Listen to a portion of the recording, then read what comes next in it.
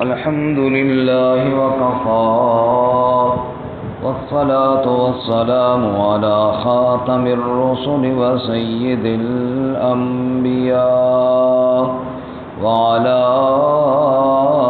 آله وأصحابه الأتقياء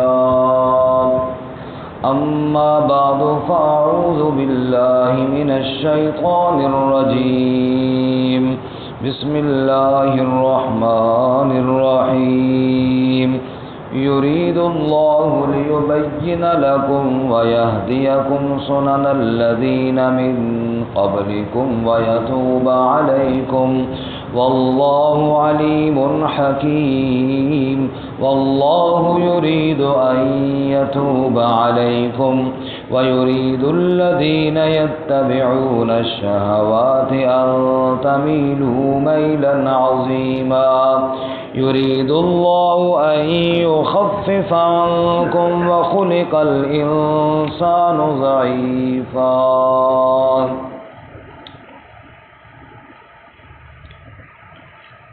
یرید اللہ تعالیٰ یہ ارادہ فرماتا ہے لیبین لکم تاکہ خوب بیان کر دے تمہارے لیے ویہدیکم اور رہنمائی کرے تمہاری سنن الذین من قبلکم ان لوگوں کے طریقوں پر جو تم سے پہلے گزر گئے وَيَتُوبَ عَلَيْكُمْ اور رجوع فرمائے تم پر واللہ علیم حکیم اور اللہ تعالی جاننے والا حکمت والا ہے یرید واللہ یرید اور اللہ تعالی ارادہ فرماتا ہے ان یتوب علیکم کہ تم پر رجوع فرمائے وَيُرِيدُ الَّذِينَ يَتَّبِعُونَ الشَّهَوَاتِ اور ارادہ رکھتے ہیں وہ لوگ جو اتباع کرتے ہیں خواہشات کی ان تَمِيلُوا مَيْلًا عَظِيمًا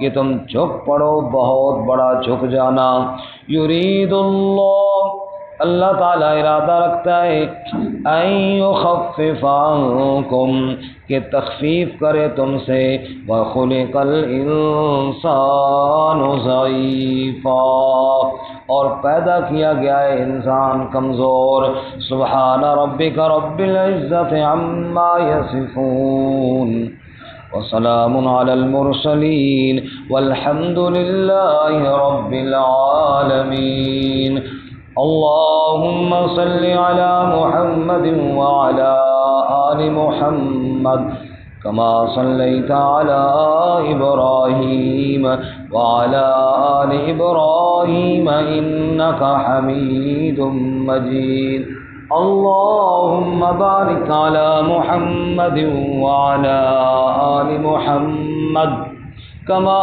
باركت على إبراهيم وعلى آل إبراهيم إنك حميد مجيد معزز سامعین سورۃ النساء کا 5واں رکوع آیت نمبر 26، 27 اور 28 آپ کے سامنے تلاوت کی ہیں۔ اللہ رب العزت ان کے مطابق صحیح بیان کی توفیق عطا فرمائے اور ہمیں قرآن و سنت پر عمل کرنے کی توفیق عطا فرمائے۔ سورۃ النساء میں اللہ رب العزت نے معاشرے کی اصلاح کے لیے قوانین ارشاد فرمائے جن میں ہر انسان دوسروں کے حقوق کا خیال کرے، جو اس کے ذمہ فرائض ہیں ان کو ادا کرے۔ اس طرح معاشرے میں امن اور سکون پیدا ہوگا اور ایک بہترین اسلامی معاشرہ تشکیل پائے گا۔ کچھ احکامات بیان ہو چکے، کچھ آگے بیان ہوں گے، لیکن بیچ میں جو آج کا سبق ہے یہ ترغیب والا سبق ہے، اور یہ انسان کو، مسلمان کو اس بات پر تیار کرنے کے لیے ہے کہ وہ اللہ تعالیٰ کے ہر حکم کو تسلیم کرے اور اس پر عمل کرے، اس لیے کہ اللہ تعالیٰ سے بڑھ کر انسان کا خیر خواہ کوئی نہیں ہے، اللہ تعالیٰ سے بڑھ کر انسان پر شفقت کرنے والا کوئی نہیں ہے، اللہ سے بڑھ کر انسان پر رحم کرنے والا کوئی نہیں ہے، اور اللہ سے بڑھ کر انسان کو معاف کرنے والا بھی کوئی نہیں ہے۔ انسان کے مزاج کو، انسان کی طبیعت کو اور اس کی کمزوریوں کو جاننے والا اللہ سے بڑھ کر اور کوئی نہیں ہے۔ اللہ تعالیٰ جانتے ہیں کہ یہ میرا بندہ کمزور ہے، اس سے کبھی بھول ہو جاتی ہے، کبھی یہ خواہشات کے بیچ میں دب جاتا ہے، کبھی یہ لالچ میں آ کر پھنس جاتا ہے، کبھی یہ مزاجن اور اپنی طبیعت کی وجہ سے کسی کام کی طرف مائل ہو جاتا ہے۔ اس لیے اللہ تعالیٰ نے ان ساری چیزوں کو مد نظر رکھتے ہوئے انسان کے لیے احکامات نازل فرمائے ہیں، تو انہی احکامات پر عمل کرنے میں ہی انسان کی کامیابی ہے، اور ان میں کوئی ایسا حکم نہیں ہے جو اللہ تعالیٰ نے انسان کی وسعت اور طاقت سے بڑھ کر دیا ہو۔ اللہ تعالیٰ جانتے ہیں، اور اس نے جو احکامات دیے ہیں وہ انسان کی طبیعت، طاقت اور ہمت کے مطابق ہی ارشاد فرمائے ہیں، اور خیر خواہی کا جذبہ اللہ سے بڑھ کر اور کسی کا نہیں ہو سکتا۔ اللہ میں عمل کی توفیق عطا فرمائے۔ کیا فرمایا؟ یرید اللہ لیبین لکم، اللہ تعالیٰ یہ ارادہ فرماتا ہے کہ اپنے احکام تمہارے لیے بیان فرمائے، اللہ تمہارے لیے احکامات کو بیان فرمائے، جیسا کہ سورۃ النور میں فرمایا نا، سورۃ انزلناہا وفرضناہا، ہم نے سورت کو نازل کیا اور ہم نے اس کے احکامات کو فرض فرمایا۔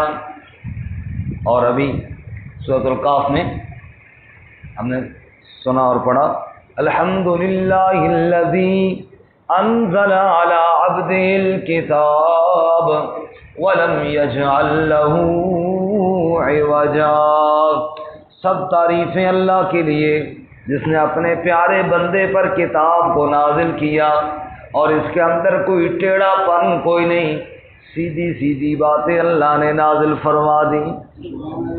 قرآن عربیا غیر ذی عوج لعلہم یتقون، یہ عربی قرآن ہے، اس میں کوئی ٹیڑھا پن نہیں ہے، نازل اس لیے کیا لعلہم یتقون، تاکہ دنیا والوں میں کے دلوں میں تقوی پیدا ہو جائے اور آخرت کے عذاب سے بچ جائیں۔ یہ تمہارے ہی فائدے کے لیے احکامات ہم نے نازل کیے ہیں۔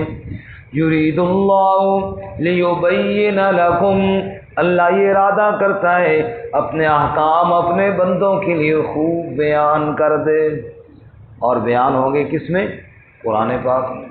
اب قرآن کریم کے تو بندہ قریب نہ جائے اور اللہ کے احکامات سنے اور پھر عمل کرے، اور یہ کیسے ممکن ہے؟ اس لیے اللہ کی کتاب کو سیکھنا اور پڑھنا اور سمجھنا کہ اللہ کی کتاب کیا کہہ رہی ہے، یہ لازم ہے سب پر۔ اللہ ہمیں کتاب اللہ کے ساتھ جڑنے کی توفیق عطا فرمائے۔ وَيَهْدِيَكُمْ سُنَنَ الَّذِينَ مِن قَبْلِكُمْ، اور اللہ تمہاری رہنمائی فرماتا ہے ان راہوں پر، ان طریقوں پر جو تم سے پہلے لوگوں کے راستے اور طریقے گزر گئے، وہ انبیاء، وہ صدیقین، وہ شہداء، وہ صالحین، وہ اللہ کے برگزیدہ بندے، جن باتوں پر وہ عمل کرتے ہوئے گئے ہیں وہی باتیں اللہ تمہیں بھی بتا رہے ہیں۔ اللہ تعالیٰ گویا کہ یہ فرما رہے ہیں جو بڑے میرے مقربین تھے نا، وہ پتہ ہے کیسے میرے مقربین بنے؟ میرے انہی احکامات پر عمل کرتے ہوئے بنے۔ اگر تم بھی میرا مقرب بننا چاہتے ہو تو جو اللہ تعالیٰ تمہیں بتا رہا ہے ان باتوں پر عمل کرو تو تم بھی میرے مقرب بن جاؤ گے۔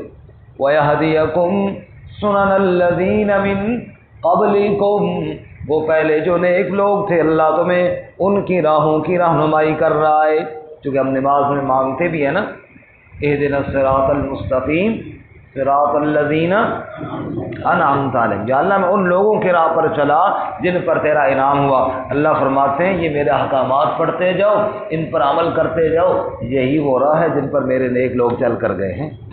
وَيَتُوبَ عَلَيْكُمْ، ان راہوں پر چل پڑو، اور اگر چلتے چلتے کوئی غلطی کوتاہی ہو گئی تو اللہ کریم معاف فرما دے گا تمہیں۔ واللہ علیم حکیم، اللہ علم والا بھی ہے، اللہ حکمت والا بھی ہے، وہ اپنے بندوں کو معاف بھی کرنا چاہتا ہے، گناہ گاروں کی توبہ بھی قبول فرمانا چاہتا ہے۔ سبحان اللہ، اللہ سے بڑھ کر اور کوئی توبہ قبول کرنے والا نہیں۔ ماں باپ، بہن بھائی، قریبی دوست، بزرگ اتنا جلدی راضی نہیں ہوتے جتنا میرا رب جلدی راضی ہو جاتا ہے۔ بڑے سے بڑا گناہ گار بھی جب اس کے در پر آتا ہے تو وہ فوراً معاف کر دیتا ہے۔ فرمایا وَيَتُوبَ عَلَيْكُمْ، وہ تمہارے اوپر لوٹنا چاہتا ہے، وہ تمہیں معاف کرنا چاہتا ہے۔ اور آگے دیکھیں جی، دوبارہ اللہ فرماتے ہیں وَاللَّهُ يُرِيدُ أَن يَتُوبَ عَلَيْكُمْ۔ اب دیکھیں اس آیت میں فرمایا وَيَتُوبَ عَلَيْكُمْ، اگلی آیت میں پھر دوبارہ تاکید کے لیے اللہ فرما رہے ہیں وَاللَّهُ يُرِيدُ أَن يَتُوبَ عَلَيْكُمْ، اور اللہ تعالیٰ تو یہ ارادہ فرماتے ہیں کہ تمہیں ضرور معاف فرمائے، تمہارے اوپر رجوع فرمائے، تمہاری توبہ کو قبول فرمائے۔ یہی تو اللہ تعالیٰ کی خوشی اور رضا ہے۔ حدیث مبارکہ میں آیا، جناب رسول اللہ صلی اللہ علیہ وسلم نے ارشاد فرمایا، جب کوئی آدمی مسافر گھر سے باہر چلا جاتا ہے، اس کے بہن بھائی بیوی بچے گھر میں رہ جاتے ہیں، انتظار کرتے ہیں واپس آئے گا ہمارا رشتہ دار۔ کئی سالوں کے بعد جب وہ واپس گھر میں آتا ہے، کتنی خوشی ہوتی ہے اس دن گھر میں۔ بچے خوش ہو رہے ہوتے ہیں، بڑے خوش ہو رہے ہوتے ہیں کہ اتنے سالوں بعد جناب ہمارا بھائی واپس آ گیا، ہمارا بیٹا واپس آ گیا۔ بچے کہتے ہیں ہمارے والد واپس آ گئے۔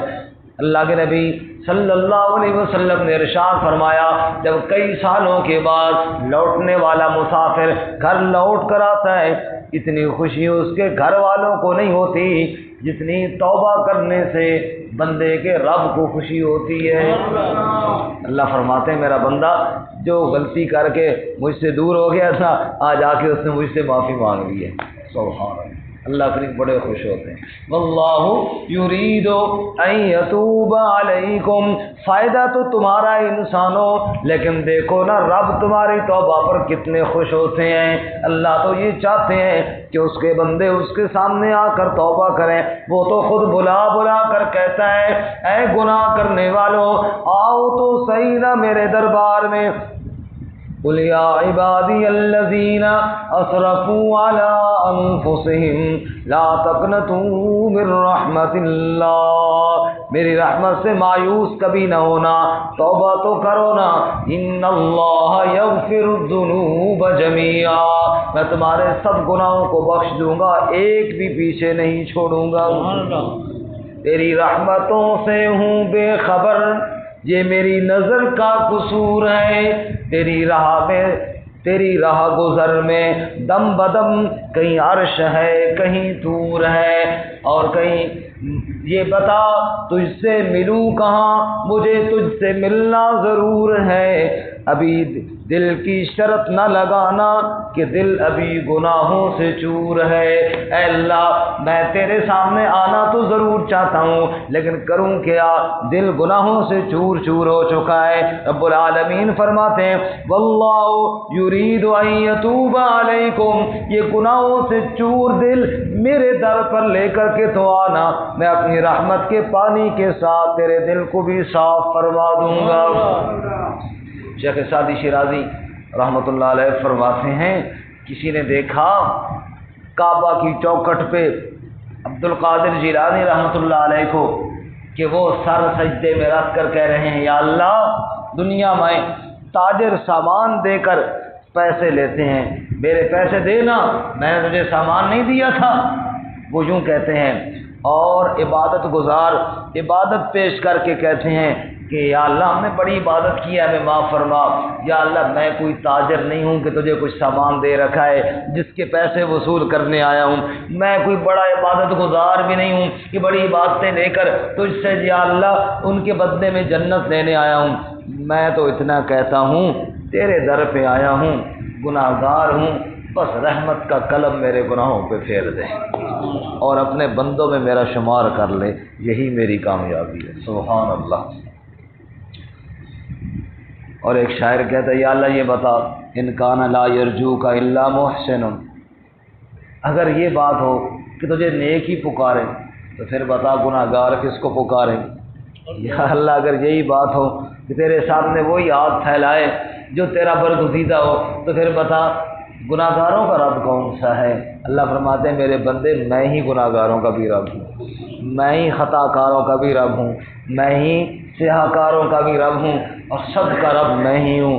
مجھے محسن بھی پکارے، مجھے گناہ گار بھی پکارے، میں سب کی فریادوں کو قبول کرنے والا ہوں۔ لیکن بعض لوگ تمہیں خواہشات کی طرف لے جائیں گے، وہ تمہیں گناہوں کی طرف لے جائیں گے، وہاں سے اپنے آپ کو بچاؤ۔